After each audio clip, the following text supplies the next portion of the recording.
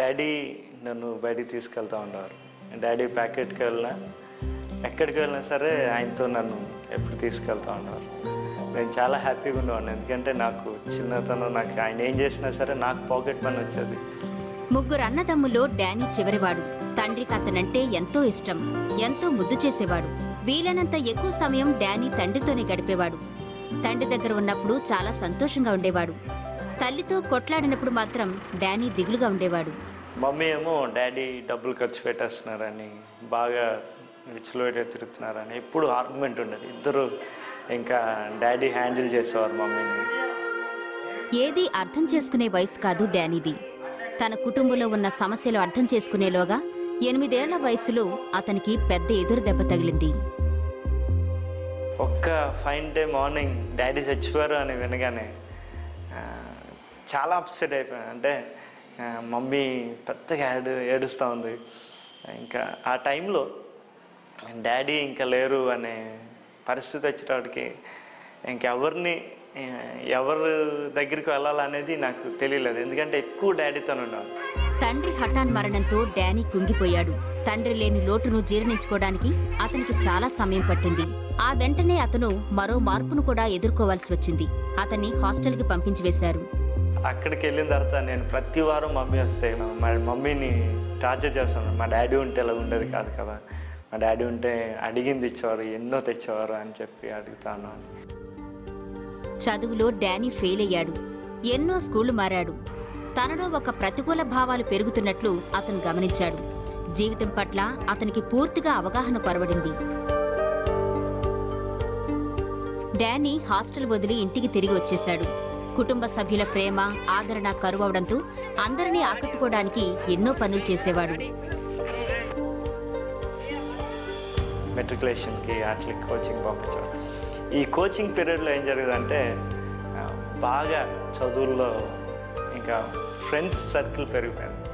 ఇంకా బాగా రోడ్ల మీద తిరగడం, కోచింగ్స్కి వెళ్ళకపోవడం, చదవటానికి వెళ్ళకపోవడం అలాగైపోతాం. మమ్మీకి ఇవంతా న్యూస్ అంతా వాళ్ళ టీచర్స్ వాళ్ళ ఇంటర్వెల్ టైంలో కూర్చున్నప్పుడు చెప్తా ఉన్నారు, ఏంటంటే మీ అబ్బాయి కూడా ఉన్నాడంట అని చెప్తా ఉన్నారు. ఒకరోజు సాయంత్రం డానీ స్నేహితుడింటికి వెళ్ళాడు. స్నేహితుని బలవంతం మీద అతనింట్లో జరుగుతున్న ప్రార్థనా సమావేశంలో డానీ పాల్గొన్నాడు. ఆ రోజు సాయంత్రం పాస్టర్ చెప్పిన మాటలు డానీని ఆకర్షించాయి. ఆయన సడన్గా ఆయన ఒకసారి నా వైపు చూసి ఆయన అన్నారు, నీ తల్లి గర్భంలోనే నిన్ను దేవుడు ఏర్పాటు చేసుకున్నాడు, నువ్వు గొప్ప సేవకుడు అవుతావు, యేసుక్రీస్తు నిన్ను క్షమిస్తాడు, ఆయన రక్తంతో కడుగుతాడు అన్న మాటలు నన్ను చాలా ఆకట్టుకున్నాయి. అప్పుడు ఈ సర్కిల్ నుంచి నేను బయటకు వచ్చి, అవును నేను దేవునిలో ఉండాలి, యేసుక్రీస్తులో ఎదగాలి అని ఆశనాలు పెట్టాను. రోజులు గడిచే కొద్దీ తాను కనుగొన్న ప్రేమ మార్గాన్ని డానీ తప్పాడు. అతనిలో వచ్చిన ఉత్సాహం అన్నీ మాయమైపోయాయి. నిదానంగా డానీ తన పాత మార్గంలోకి వెళ్ళాడు. అయితే ఈసారి పరిస్థితి మరీ దారుణంగా తయారైంది.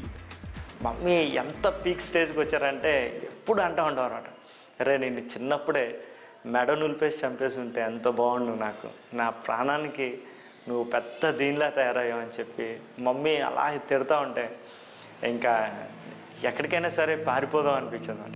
తన పాత అలవాట్లలో ఎంత లోతుగా కూరుకుపోయినా డానీ చర్చికి మాత్రం క్రమం తప్పకుండా వెళ్తుండేవాడు. ఈసారి మళ్లీ తొందరగానే ప్రభువు అతని దృష్టిని ఆకర్షించాడు. ఒక బ్రాహ్మణ్ అబ్బాయి నా దగ్గరికి వచ్చాడు, తన పేరు లాల్. తను పరిగెత్తుకొని వచ్చి, బ్రదర్ ఈరోజు ఈవినింగ్ ఒక యూత్ మీటింగ్ ఉంది, మీరు కూడా రావచ్చు కదా అంటే, యూత్ మీటింగ్ ఎలా ఉంటుంది అని చెప్పి నేను ఆయనతో పాటు వెళ్ళాను. నేను ఎంటర్ అవడమే ఆయన తప్పిపోయిన కుమారుడు గురించి మాట్లాడుతున్నారు. బ్రదర్ రంగనాథ్, నీవు వెనక్కి వెళ్ళిపోయావు, నువ్వు తండ్రి నుంచి చాలా దూరం అయిపోయావు, తండ్రి ఇంకా నిన్ను ప్రేమిస్తున్నాడు, నీ గురించి ఆయన చేతులు చాచి ఉన్నాడు, నీ గురించి ఆయన రెస్ట్లెస్గా ఆయన ఇంటి దగ్గర తిరుగుతూ ఉన్నాడు, నువ్వు ఎప్పుడు వస్తావని. ఆ మాట నన్ను చాలా టచ్ చేశాను. ఏంటి ఇంత వర్స్ట్ స్టేజ్కి వెళ్ళినా ఆ కొడుకుని తండ్రి ప్రేమించగలదా అన్న మాట నన్ను చాలా తాకింది. తెలియకుండా దేవుని ప్రేమ నాలో నన్ను ఆదరించడం, నన్ను క్షమిస్తున్నాను అన్న ఫీలింగ్, ఆయన నన్ను దగ్గరికి తీసుకుంటున్నాడు అన్న అనుభవం నేను అనుభవించాను. ఈసారి డానీ జీవితంలో జరిగిన మార్పు చాలా స్పష్టంగా కనబడింది. అది అందరినీ ఆశ్చర్యపరిచింది. యేసు ప్రభు ప్రేమను పంచుకోవడానికి దొరికిన ఏ ఒక్క అవకాశాన్ని కూడా డానీ వదులుకోలేదు. ప్రభు పిలుపును అతను అందుకున్నాడు. ఆయన్ను సేవించాలని నిర్ణయించుకున్నాడు. అయితే అతని ఈ నిర్ణయానికి కుటుంబం నుంచి వ్యతిరేకత ఎదురైంది. అయినా ధైర్యంగా డానీ ముందుకు సాగిపోయాడు. అసలు ఒకే షర్ట్ ఉండేది. ఆ షర్ట్ ఎక్కడైనా ఉతుక్కొని మళ్ళీ అది వేసుకొని, లేకపోతే కొన్నిసార్లు చెప్పులు లేకుండా తిరుగుతూ ఉండేవాడిని. భోజనం చేయడానికి ఉండేది కాదు. ఈ ఆర్టీసీ కాంప్లెక్స్లో చాలాసార్లు పడుకున్నాను. ఆ టైంలో వరప్రసాద్ మళ్ళీ వైజాగ్ రావడం, ఆయన నన్ను గుర్తుపట్టి నువ్వు నాతో పర్చేజ్ చేస్తావు, నువ్వు రా నా దగ్గరికని. వెంటనే నా దగ్గర డబ్బులు లేవు. అప్పుడు నా ఫ్రెండ్స్ సహాయం చేశారు వెళ్ళటానికి.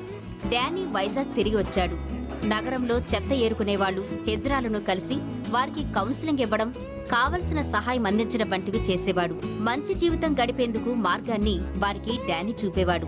లలితను పెళ్లి చేసుకున్న డానీ నేడు 2 పిల్లలతో సుఖ సంతోషాలతో జీవిస్తున్నాడు. తన పిల్లలతో కలిసి కొంత సమయం గడుపుతాడు. యేసు ప్రభు నుంచి తానెలా ప్రేమను పొందాడు, అదే విధంగా తన పిల్లల మీద కూడా ప్రేమను కురిపిస్తున్నాడు. తెలిసి తెలియని ఏజ్లో నేను మామూలు మా డాడీని ఎంజాయ్ చేస్తాను. దానికంటే ఎక్కువగా నేను దేవుడిని ఎంజాయ్ చేయగలిగాను.